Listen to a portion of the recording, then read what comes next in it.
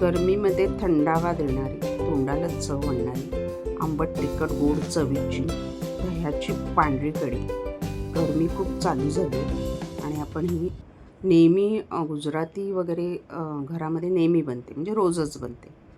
आपण फक्त उन्हाळ्यात बनवतो. खरं तर ही चविष्ट तर आहे आणि पौष्टिक पण आहे. आणि त्याच्यासाठी 1 कप दही घेतलं आहे, फेटून घ्यायचं आहे. 2 टेबलस्पून बेसन घेतलं आहे. झटपट होते ही दही, वेळ नाही लागत अजिबात ह्याला. आता सगळं फेटून घ्यायचं आहे. 1 कप दही आणि 2 टेबलस्पून बेसन चांगलं एकजीव करून घ्यायचं आहे, म्हणजे त्या दह्याच्या गुठळ्या किंवा बेसनच्या गुठळ्या राहत नाहीत. त्याच्यानंतर त्याच्यामध्ये मी आत्ता 2 कप पाणी घातलं आहे आणि जेव्हा मी फोडणीमध्ये ती उकळायला टाकणार तेव्हा अजून 2 कप पाणी घालणार, म्हणजे 1 कप दह्याला 4 कप पाणी आपण वापरणार आहोत. ही खूप छान चवीला मस्त लागते आणि ह्याच्याबरोबर राईसचं खाल्ला ना तर 2 घास आपले जास्त जातात. प्लस ती गार करून आपण मठ्ठा पितो तशी ग्लासभर पिऊ पण शकतो आणि ती चव चांगली लागते. ह्याच्यामध्ये मी ब्लॅक सॉल्ट वापरलं आहे, साधारण 1 टीस्पून ब्लॅक सॉल्ट वापरलं आहे आणि तुपामध्ये फोडणी देणार आहोत. ह्याच्यात अख्खे खडे मसाले जातात. तूप चांगलं तडतडलं की राई जिरं नेहमीप्रमाणे आवडीनुसार पाव चमचा. त्याच्यानंतर खडे मसाल्यामध्ये 1 मोठी वेलची घेतली आहे, 2 हिरव्या वेलच्या घेतल्यात, 1 दालचिनी तुकडा घेतला आहे, 1 चक्री फूल, 5-6 लवंग आणि पाव चमचा काळी मिरी. आणि ते सगळं आपण फोडणीमध्ये राई जिरं तडतडलं हे आपले अख्खे गरम मसाले त्याच्यामध्ये आपण तडतडणार आहोत. म्हणजे ते खूप हे करायचे नाही तर उडतात ते. थोडंसं टाकून गॅस बारीक ठेवायचा. जेव्हा आपण अख्खे गरम मसाले टाकतो तेव्हा राई वगैरे फुटते आणि बाहेर उडते.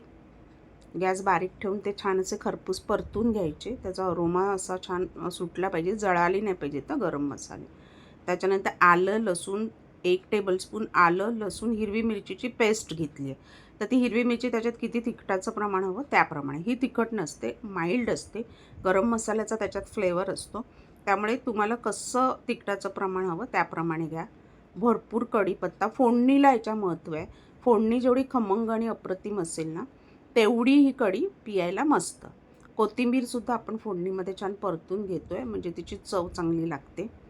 आणि त्याच्यानंतर आपण जे दही ठेवलं आहे ताक बेसन घालून ते ॲड करणार आहोत. ह्याच्यात आता हिंग पावडर नाही वापरली आहे, कारण माझ्याकडे तो अख्खा हिंग गावावरून कोणीतरी मला दिलेला झाडाचा आहे की मला त्याच्याबद्दल तेवढं माहीत नाही. अप्रतिम अरोमा आहे तो मी वापरला. नंतर उकळताना 2 तुकडे त्याचे मी टाकलेत आणि तो इतका अप्रतिम ओरिजिनल हिंग आहे ना, त्याने चव छान येते कढीला म्हणा किंवा ज्याच्यात आपण हिंग वापरतो त्याच्यामध्ये. हा बघा, हा असा येतो.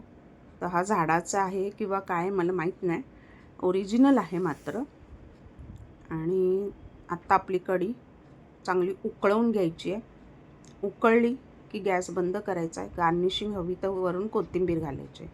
मी साखर घातली आहे अर्धा चमचा, ऑप्शनल आहे, पण आंबट गोड तिखट अशी चव चांगली लागते. तर अगदी नावाला अर्धा चमचा टाका, त्याने कढी गोड होत नाही, पण कढीला एक छान अप्रतिम चव येते.